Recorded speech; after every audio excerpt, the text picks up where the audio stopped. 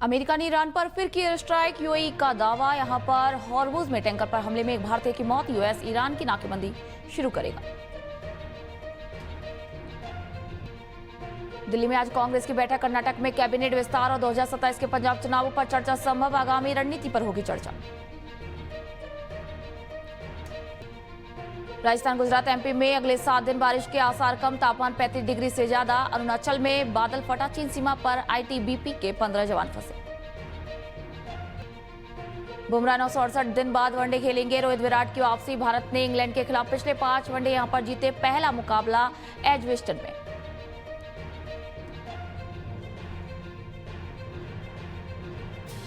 नमस्कार, morning bulletin में आप सभी का स्वागत है। मैं हूं आपके साथ दिशा शर्मा। ये सुबह की खबरों की शुरुआत करते हैं। अमेरिकी सेना की सेंट्रल कमांड ने कहा है कि उन्होंने ईरान पर फिर से हमले शुरू कर दिए हैं। ईरानी मीडिया के मुताबिक यहां पर बंदर अब्बास और कीश पर धमाके हुए। अमेरिकी सेना के मुताबिक ट्रंप के आदेश के बाद यहां पर मंगलवार शाम 8 बजे यहां पर ईरान के बंदरगाहों पर नाकेबंदी फिर से यहां पर लागू की जाएगी। वहीं आपको बता दें कि यूएई के रक्षा मंत्रालय ने यहां पर कहा है कि हॉर्मुज में ओमान के समुद्री क्षेत्र के पास उसके 2 तेल टैंकरों पर ईरान की 2 क्रूज मिसाइलों से हमला किया गया। मुंबासा नाम के टैंकर पर हुए इस हमले में एक भारतीय क्रू मेंबर की यहां पर मौत हो गई है, जबकि 8 लोग यहां पर घायल हुए हैं। इससे पहले ट्रंप ने कहा था कि हॉर्मुज स्ट्रेट खुला रहेगा और इसकी सुरक्षा की जिम्मेदारी अमेरिका संभालेगा। उन्होंने खुद को guardian of the Hormuz strait बताते हुए कहा है कि इस काम का खर्च उठाने के लिए स्ट्रेट से गुजरने वाले हर कार्गो पर 20% टैक्स लिया जाएगा। विदेश मंत्री एस जयशंकर संयुक्त राष्ट्र सुरक्षा परिषद की 2028-29 अवधि के लिए गैर स्थायी सदस्यता के भारत के अभियान का औपचारिक शुभारंभ करेंगे। इसी अवसर पर भारत वैश्विक मंच पर अपनी प्राथमिकता और बहुपक्षीय सहयोग के प्रति अपनी प्रतिबद्धता को यहां पर रेखांकित करने वाला है। आपको बताना चाहेंगे कि कार्यक्रम में यहां पर विभिन्न देशों के प्रतिनिधियों की मौजूदगी रहने की भी संभावनाएं हैं।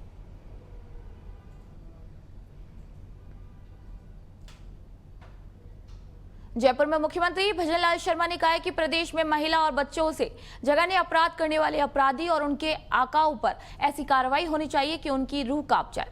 आने वाले समय में कोई भी अपराध करने से पहले यहां पर 100 बार सोचे। यह निर्देश मुख्यमंत्री ने सोमवार को सीएमआर में कानून व्यवस्था को लेकर आयोजित बैठक में दिए हैं। बैठक में सीएम भजनलाल शर्मा ने कहा कि अगर किसी जिले में अपराध होते हैं तो उसके लिए संबंधित एसपी और आईजी जिम्मेदार होंगे। सीएम ने यहां पर कई जिलों के पुलिस अधीक्षकों को फटकार लगाते हुए कहा कि संगठित अपराध, साइबर क्राइम और नशा तस्करी के मामलों में सिर्फ गिरफ्तारी से काम नहीं चलेगा, बल्कि इन अपराधों का पूरा नेटवर्क ध्वस्त होना चाहिए। सीएम ने अलवर, श्रीगंगानगर, भरतपुर में हुए क्राइम के मामलों को लेकर भी संबंधित पुलिस अधीक्षकों से जवाब को तलब किया है। बैठक में सीएम के निर्देश पर गोगुंदा में चारागाह भूमि पर अतिक्रमण के मामले में एक वरिष्ठ पुलिस अधिकारी को भी नोटिस यहां पर जारी किया गया।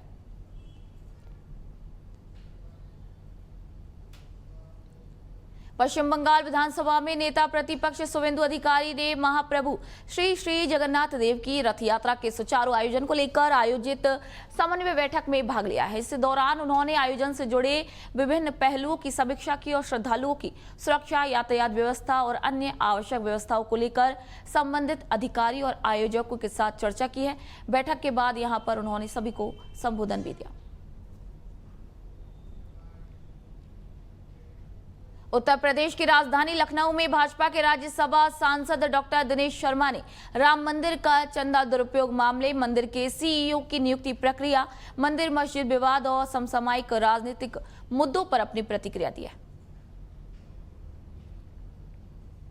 इसमें जो मंदिर में पूजा करे वो भी सनातनी है, जो पूजा न करे वो भी है, जो यज्ञ करता है वो भी सनातनी है, और जो धर्म का आचरण नहीं भी करता है लेकिन वो उस अवस्था को प्राप्त करता है जिसमें नीति रीति सिद्धांतों का वर्णन है सनातन की प्रवृत्तियों में, तो वो भी हिंदू है। तो मैं ये कह सकता हूँ कि हिंदू एक ऐसा शब्द है या जो सनातन एक ऐसा शब्द है जो सभी प्राणियों के कल्याण की बात करता है, मानव में सद्भावना की बात करता है, प्राणियों में सद्भावना की बात करता है।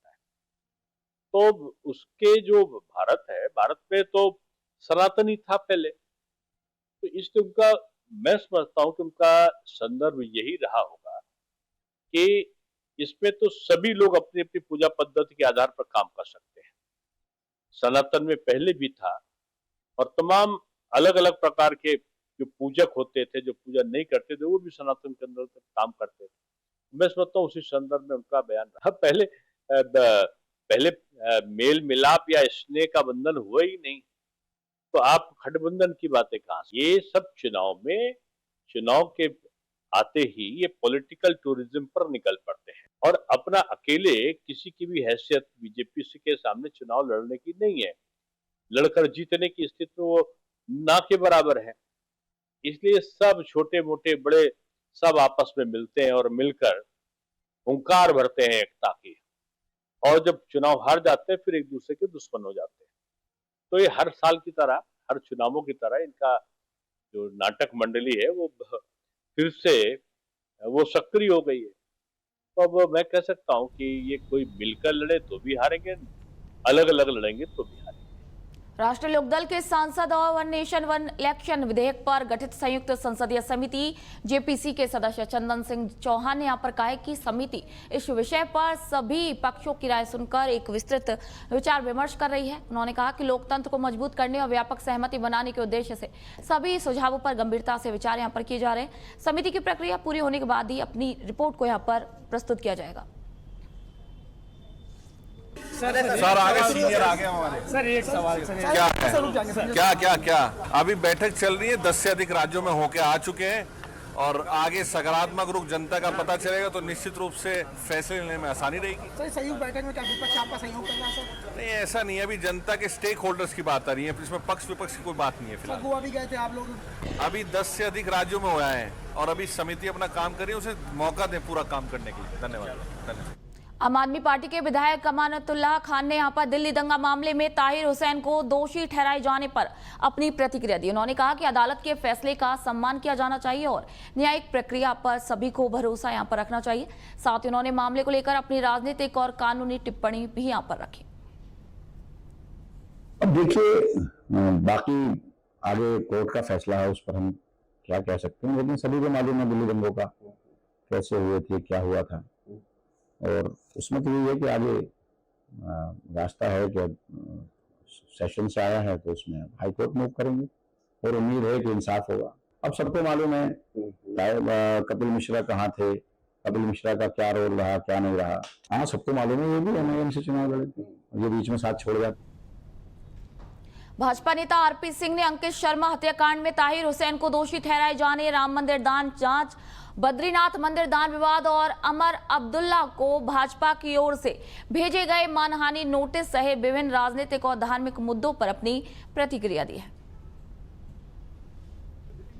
अदालत ने 2020 के उत्तर पूर्वी दिल्ली दंगों के दौरान आईबी अधिकारी अंकित शर्मा के मामले में ताहिर हुसैन को दोषी ठहराया है। देखिए ताहिर हुसैन उस समय लिप्त था पूरे मामले में। उस समय एक हमारे डीसीपी अमित को भी टारगेट किया गया था, एक एसीपी को भी टारगेट किया था, एक हवलदार थे रतनलाल, उनको भी हिट किया गया था, उनको भी मारा, उनको भी चोटें आई थी। किस्मत अच्छी थी, बच गए वो लोग। परंतु ताहिर हुसैन तो पूरे के पूरे षड्यंत्र में लिप्त था और उस समय के जो आम आदमी पार्टी के लीडर सौरभ भारद्वाज और संजय सिंह उसको डिफेंड कर रहे थे, टीवी चैनल पे आकर कह रहे थे कि ये तो एक मुसलमान है इसलिए उसको टारगेट किया जा रहा है। आज उनको बोलना चाहिए कि ये मुसलमान के कारण से टारगेट किया जा रहा है या एक हत्या के मामले में टारगेट किया जा रहा है। हमें वह पूरा का पूरा दंगा सुनियोजित था और उसके उनके निशाने पर यही था कि हमने किस प्रकार से डोनाल्ड ट्रंप जब यहाँ पर भारत में आया है उससे हमने किस प्रकार से वहाँ पर मैसेज देना है कि देश में सब कुछ ठीक नहीं है। मामला सुप्रीम कोर्ट के तत्वाधान में है, सुप्रीम कोर्ट का जो फैसला होगा उसको सब मान्य करेंगे। परंतु एसआईटी की जांच अपनी जगह जारी है। 8 लोग अरेस्ट किए गए हैं, उनके घरों से छापे मारकर धन भी पकड़ा गया है, नकदी भी पकड़ी गई है। उनके और भी जो प्रॉपर्टीज़ जहाँ और भी जो उनके चीज़ें हैं उन पर भी धरपकड़ चल रही है। जांच है, पूरी जांच की पूरी चिंता सरकार कर रही है। उसके बावजूद भी अगर कोर्ट को लगेगा तो सीबीआई की जांच होनी है तो कोर्ट का फैसला मान्य होगा। शायद उनके ध्यान में नहीं कि ट्रस्ट में 6 संत भी हैं और उसमें वहाँ के क्षेत्रीय जो अधिकारी हैं, जो सिविल सर्वेंट हैं, वो भी हैं। परंतु आज ये कौन से राम भक्त पैदा हो गए जो कल तक सनातन को HIV एड्स और डेंगू बोलते थे और राम के अस्तित्व पर प्रश्न उठाते थे और कोर्ट में कागज फेंक फेंक कर राम मंदिर ना बने इसकी दुहाई देते थे। और मेरा चैलेंज है वह उस दिन इस सब के बारे में बोलना शुरू करें जिस दिन सोनिया गांधी जी को वह राम मंदिर पे रामलला के दर्शन करवा दें। बिहार के बेगूसराय में कांग्रेस नेता कन्हैया कुमार को वर्ष 2019 के आदर्श आचार संहिता MCC उल्लंघन से जुड़े मामले में अदालत से जमानत मिल गई। इस दौरान उनके अधिवक्ता प्रमोद कुमार ने मामले की जानकारी दी है। यहाँ पर वही जानकारी बता दें आपको कि जमानत मिलने के बाद कन्हैया कुमार ने अपनी प्रतिक्रिया भी यहाँ पर दी। मामले की आगे की सुनवाई न्यायालय में निर्धारित प्रक्रिया के अनुसार जारी रहेगी। देखिए, हम भारत के सामान्य नागरिक हैं और नागरिक को कभी ना कभी जो है न्यायालय आना पड़ता है। मुझे भी आना पड़ा है।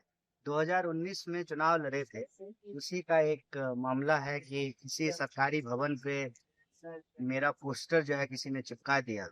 उस संबंध में जो है शासन ने एक आचार संहिता के उल्लंघन का मामला दर्ज किया।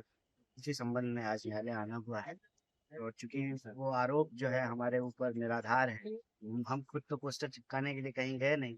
उनको उम्मीद है कि माननीय न्यायाधीश जो है इस पे उचित फैसला लेंगे।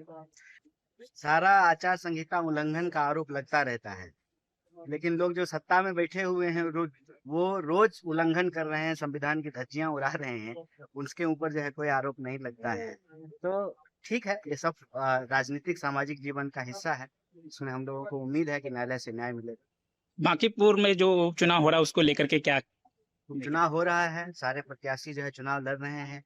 हमको उम्मीद है कि इलेक्शन फ्री एंड फेयर होगा और बांकीपुर के लोग जो है वो बदलाव करेंगे, क्योंकि वहाँ के जो प्रत्याशी थे भाजपा के जो चुनाव जीते तो बांकीपुर के लोगों को छोड़ करके दिल्ली चले गए हैं।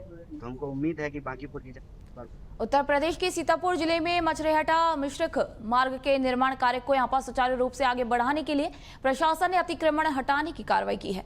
SDM मिश्रिख की निगरानी में चलाए गए अभियान के दौरान सड़क किनारे किए गए अतिक्रमण को यहां पर हटाया गया, जिससे कि सड़क निर्माण में आ रही बाधाएं दूर हो सके। कार्रवाई के दौरान यहां पर प्रशासनिक टीम भी मौके पर मौजूद नजर आई। उड़ीसा के बालासोर जिले में पुलिस ने व्यवसायी शेख हमीद हत्याकांड का खुलासा करते हुए मुख्य शूटर सहित 6 अन्य सहयोगियों को यहां पर गिरफ्तार किया है। मामले की जानकारी यहां पर देते हुए बालासोर के पुलिस अधीक्षक SP प्रत्युष दिवाकर ने कहा कि पुलिस ने त्वरित कार्रवाई करते हुए हत्या में शामिल कुल 7 आरोपियों को गिरफ्तार किया। पुलिस ने आरोपियों से यहां पर पूछताछ को शुरू कर दिया और आगे की जो कार्रवाई है, जांच है, वो चल रही है।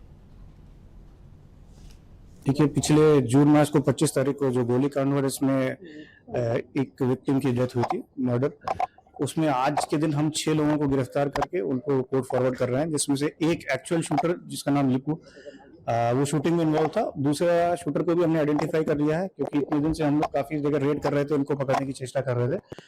तो पुलिस जब प्रेशर पड़ा तो जो दूसरा शूटर है जिसके अगेंस्ट एक अटेम्प्ट टू मर्डर का ऑलरेडी केस था, उसने पुलिस जान रहा था कि पुलिस आज ना कल उसे पकड़ ही लेगी, तो वो उस केस में जुडिशियल रिमांड में चला गया सरेंडर होके। फर्दर हम जो है ये दोनों शूटर्स को रिमांड में लेके और इन्वेस्टिगेशन और एग्जामिनेशन उनको करा जाएगा। हमारा इन्वेस्टिगेशन जो अभी एडवांस स्टेज में पहुंच चुका है और हमें पता चल गया है कि प्लानिंग में कौन कौन इन्वॉल्व थे, इसका मोटिव क्या था, मास्टरमाइंड कौन था। लेकिन अभी फॉर्मल एग्जामिनेशन सेकंड शूटर का बाकी है, जुडिशियल रिमांड में वो अभी है, उसको रिमांड में लाके पुलिस जब एग्जामिनेशन करेगी और थोड़ा बहुत इन्वेस्टिगेशन जो थोड़ा बचा हुआ है उसको करने के बाद और लोग गिरफ्तार करने के बाद हम फिर एक और प्रेस कॉन्फ्रेंस करेंगे, जिसमें आपको सब बताया जाएगा कि कौन मास्टरमाइंड था, मोटिव क्या था और किस तरीके से घटना को अंजाम दिया गया। उत्तर प्रदेश मेरठ के सिविल लाइन क्षेत्र में एक नाले से करीब 18 माह के मासूम बच्चे का शव मिलने से सनसनी फैल गई। मामले पर सर्किल ऑफिसर विश्वज्योति राय ने बताया कि बच्चे की पहचान कराने के प्रयास यहां पर किए जा रहे हैं और सभी पहलुओं को ध्यान में रखते हुए जांच की जा रही है। पुलिस आसपास के लोगों से भी यहां पर पूछताछ कर रही है और साथ ही CCTV फुटेज सहित अन्य साक्ष्यों की भी यहां पर जांच कर रही है। उत्तर प्रदेश के गाजियाबाद में मौसम ने अचानक से करवट ले ली है, जिससे कि लोगों को उमस भरी गर्मी से राहत मिली। शहर में हल्की बारिश के साथ तेज हवाएं चली हैं, जिसके बाद तापमान में गिरावट दर्ज की गई और मौसम सुहावना हो गया। बारिश के चलते सड़कों पर लोगों ने राहत महसूस की, तो वहीं मौसम विभाग ने अगले कुछ समय तक इसी तरीके का मौसम बने रहने की संभावना जताई है। देश के बड़े हिस्से में मानसून ने ब्रेक ले लिया है। मौसम विभाग के मुताबिक 6-7 दिनों तक उत्तर पश्चिम मध्य और दक्षिण भारत के अधिकांश हिस्सों में बारिश के आसार कम है। हालांकि पूर्वोत्तर बिहार और पश्चिम बंगाल में भारी बारिश यहां पर जारी रहेगी। मानसून यहां पर हिमालय पर खिसक सकता है। वहीं इससे राजस्थान, गुजरात, एमपी, दिल्ली में सूखी हवाएं चल रही हैं। हवा में मौजूद नमी की वजह से हफ्ते भर तक उमस यहां पर सताएगी। कई शहरों में तापमान 32 से 37 डिग्री सेल्सियस होने के बावजूद फील लाइक यानी महसूस होने वाला तापमान 45 डिग्री सेल्सियस तक पहुंच सकता है। इधर पूर्वोत्तर में बारिश से यहाँ पर जनजीवन अस्त व्यस्त हो गया है। वहीं लगातार यहाँ पर जो बारिश की खबरें, बाढ़ की खबरें सामने आ रही हैं। कांग्रेस अध्यक्ष मल्लिकार्जुन खड़गे, विपक्ष के नेता राहुल गांधी और एआईसीसी महासचिव केसी वेणुगोपाल आज अहम बैठक करने वाले हैं। पार्टी सूत्रों के मुताबिक सुबह 11 बजे के बाद होने वाली इस बैठक में संगठन से जुड़े महत्वपूर्ण मुद्दों और मौजूदा राजनीतिक हालातों पर चर्चा होगी। बैठक में संगठनात्मक बदलावों के साथ साथ पार्टी के राजनीतिक रणनीति पर भी विचार किया जाएगा। इसके अलावा कर्नाटक मंत्रिमंडल के बहुप्रतीक्षित विस्तार पर भी यहां चर्चा होने की संभावना है। सूत्रों का ये कहना है कि कर्नाटक कैबिनेट के विस्तार और फेरबदल पर अंतिम फैसला पार्टी नेतृत्व और मुख्यमंत्री डीके शिव कुमार उचित समय पर करने वाले हैं। वही बैठक में पंजाब कांग्रेस की मौजूदा स्थिति पर भी चर्चा होने की संभावनाएं हैं। 2027 विधानसभा चुनावों से पहले पार्टी के संगठनात्मक फैसलों को लेकर राज्य इकाई में असंतोष की खबरें लगातार सामने आई हैं। जसप्रीत बुमराह 968 दिन बाद वनडे क्रिकेट में वापसी करेंगे। उन्होंने 2023 वर्ल्ड कप फाइनल के बाद कोई भी वनडे यहां पर नहीं खेला है। इंग्लैंड के खिलाफ 3 मैचों की सीरीज का पहला मुकाबला मंगलवार को यहां पर बर्मिंघम के एवेस्टन स्टेडियम में यहाँ पर खेला जाएगा। मैच दोपहर 3:30 पर शुरू होगा। इस मुकाबले में रोहित शर्मा और विराट कोहली भी वनडे टीम में वापसी करेंगे। वनडे में यहाँ पर भारत का पलड़ा इंग्लैंड पर भारी हो रहा है। आपको बताना चाहेंगे कि यहाँ पर टीम ने इंग्लैंड के खिलाफ अपने पिछले 5 वनडे मुकाबले जीते हैं। ओवरऑल दोनों टीमों के बीच 110 मैच यहाँ पर खेले गए हैं। भारत ने 61 जीते और 44 हारे हैं। वहीं 2 मैच टाई और 3 मुकाबले बेनतीजा रहे। ये सीरीज भारत के लिए इसलिए भी अहम है क्योंकि 2027 वनडे वर्ल्ड कप में अब करीब 15 महीने का समय बचा है। भारत ने हाल ही में इंग्लैंड के खिलाफ T20 सीरीज 4-0 से यहाँ पर गंवाई थी। इससे पहले टीम आयरलैंड से भी यहाँ पर सीरीज को हार चुकी है। पेपर लीक के खिलाफ छात्रों की आवाज अब सड़कों पर भी गूंजने लगी है। एनएसयूआई राजस्थान ने छात्रों की गूंज अभियान के तहत जयपुर में 5 किलोमीटर की run against paper leak marathon आयोजित की है। राजस्थान विश्वविद्यालय से शुरू हुई इस मैराथन में बड़ी संख्या में छात्र छात्राएं और युवाओं ने हिस्सा लिया। कार्यक्रम को कांग्रेस के कई वरिष्ठ नेताओं ने यहाँ पर हरी झंडी दिखाकर रवाना किया। मैराथन की शुरुआत राजस्थान विश्वविद्यालय के मुख्य द्वार से हुई, जो कि अल्बर्ट हॉल होते हुए वापस विश्वविद्यालय परिसर पहुंचकर संपन्न हुई। इस दौरान कार्यक्रम के समापन पर मैराथन के विजेताओं को नगद पुरस्कार और प्रशस्ति पत्र देकर सम्मानित भी किया गया। मुख्यालय भर्ती क्षेत्र राजस्थान ने भर्ती वर्ष 2027 के लिए 12 जुलाई 2026 को सेना भर्ती ऑनलाइन सामान्य प्रवेश परीक्षा के परिणामों की घोषणा की है। यह परीक्षा 1 जून से 12 जून 2026 तक अग्निवीर तकनीकी, अग्निवीर कार्यालय सहायक, स्टोर कीपर तकनीकी, अग्निवीर ट्रेड्समैन 10वीं और 8वीं पास, अग्निवीर सामान्य ड्यूटी, महिला सेना पुलिस सैनिक तकनीकी, एनए चिकित्सा, सिपाही, फार्मा, हवलदार शिक्षा, सूचना और तकनीक, साइबर, सूचनात्मक कार्रवाई और भाषाविद और जूनियर कमिश्नर अधिकारी धार्मिक शिक्षक के पदों के लिए यहां पर आयोजित की गई थी। मुख्यालय भर्ती क्षेत्र राजस्थान सफल उम्मीदवारों को हार्दिक बधाई यहां पर देता है और शेष उम्मीदवारों से अगले वर्ष के लिए अच्छी तैयारी करने का भी आग्रह करता है। भर्ती प्रक्रिया से पहले यहां पर चरण के रूप में सामान्य प्रवेश परीक्षा आयोजित की जाती है। इसके बाद दूसरे चरण में भर्ती रैलियों का आयोजन किया जाता है, जहां पर चयनित उम्मीदवारों को सामान्य प्रवेश परीक्षा में मेरिट के आधार पर आमंत्रित किया जाएगा। उत्तर प्रदेश के मुख्यमंत्री योगी आदित्यनाथ ने लखनऊ में आयोजित जनता दर्शन कार्यक्रम में आम नागरिकों से मुलाकात कर उनकी समस्याओं को सुना है। कार्यक्रम में प्रदेश के विभिन्न जिलों से पहुंचे लोगों ने अपनी शिकायतें और मांगे मुख्यमंत्री के समक्ष रखी। मुख्यमंत्री ने यहाँ पर संबंधित अधिकारियों के मामलों का यहाँ पर त्वरित, निष्पक्ष और समयबद्ध निस्तारण सुनिश्चित करने के भी यहाँ पर अधिकारियों को आदेश दिए। साथ ही जनता दर्शन के दौरान कानून व्यवस्था, राजस्व, स्वास्थ्य, आवास और अन्य जनहित से जुड़े मामलों पर विशेष ध्यान देने के भी निर्देश दिए। कार्यक्रम में बड़ी संख्या में फरियादी अपनी अपनी परेशानियों के समाधान की उम्मीद लेकर यहाँ पर पहुंचे थे। उत्तर प्रदेश कांग्रेस अध्यक्ष अजय राय ने वाराणसी में मीडिया से बातचीत के दौरान कई समसामयिक मुद्दों पर अपनी प्रतिक्रिया दी। उन्होंने राम मंदिर दान से जुड़े कथित चोरी के मामले की निष्पक्ष जांच की यहां पर मांग की है। ये भारतीय जनता पार्टी के जितने भी लोग हैं, चाहे वो मंत्री हों, मुख्यमंत्री हों, सब मिले हुए हैं। प्रधानमंत्री का संसदीय क्षेत्र है, जो कहते हैं कि नहीं भाई न खाऊंगा न खाने दूंगा। चौकीदारी कर रहे हैं, जो अपने लोकसभा की चौकीदारी नहीं कर पा रहे हैं। यहीं पर भारतीय जनता पार्टी के लोग साधारण लोगों की जमीनें हथिया रहे हैं, जिसमें प्रदेश के अभी उसमें आए हैं काशी प्रांत के एक अध्यक्ष सुरेश सिंह, उसमें उनका नाम FIR हुआ है।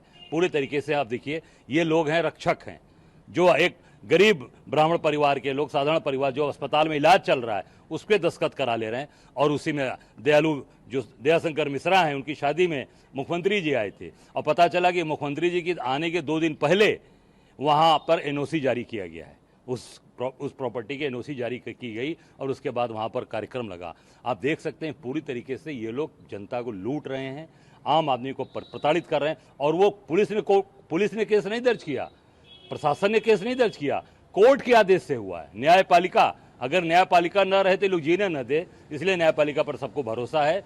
निश्चित तौर से इनके खिलाफ कार्रवाई होनी चाहिए, ऐसे लोगों को जेल भेजना चाहिए। और योगी जी बुलडोजर कहाँ है? आप तो बुलडोजर चलाने वाले हैं खुद। जो लोग बेईमानी कर रहे हैं, जो लोग बेईमान हैं, जो लोग लोगों को लूट रहे हैं, बर्बाद कर रहे हैं, उनके यहाँ जा रहे हैं, उनको जो है आप महिमा मंडित कर रहे हैं, उनकी शादियों में जाकर उनको आप उनका मान बढ़ा रहे हैं। राजस्थान में vehicle location tracking device permit और ई डिटेक्शन चालान को लेकर ट्रांसपोर्टर रात 12 बजे से अनिश्चितकालीन हड़ताल पर हैं। आपको बताना चाहेंगे कि राजस्थान ट्रक ट्रांसपोर्ट संघर्ष समिति के आह्वान पर प्रदेश भर में करीब 10,000 ट्रकों के पहिए यहां पर थम गए हैं। ट्रांसपोर्ट संगठनों का यह कहना है कि सरकार ने नियम तो लागू कर दिए, लेकिन उन्हें लागू करने के लिए जरूरी व्यवस्थाएं नहीं की, जिसका खामियाजा वाहन मालिक और ट्रांसपोर्ट कारोबारियों को भुगतना पड़ रहा है। ट्रांसपोर्टरों का कहना है कि जब तक उनकी मांगों पर ठोस फैसला नहीं होता, आंदोलन जारी रहेगा।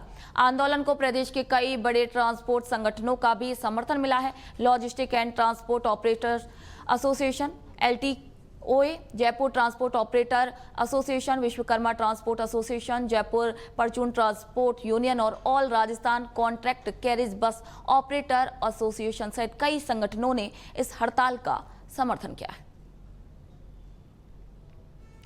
सुबह की खबरों में फिलहाल इतना ही। नई अपडेट, नई जानकारियों के लिए देखते रहिए न्यूज फ्लैश। फिलहाल मैं निशा शर्मा आप सभी से इजाजत चाहूंगी। नमस्कार।